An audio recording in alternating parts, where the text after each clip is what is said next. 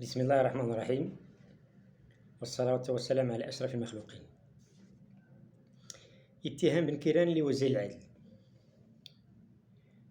اتهم بن كيران وزير العدل بالفساد، وأصبحنا أمام مسرح سياسي من أجل كسب ما فقده بن كيران من ثقة المغاربة.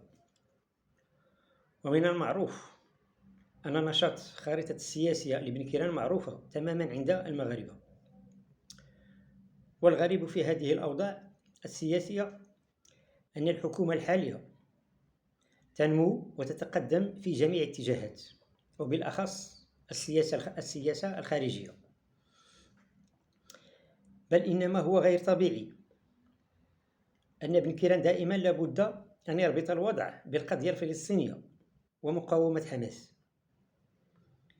وهذه النزعة في الوسط الإسلامي التي لا تصنع الأحكام طبقا لعالم الأفكار، بل تصنعها طبقا لعالم الأشخاص. وشكرا والسلام عليكم.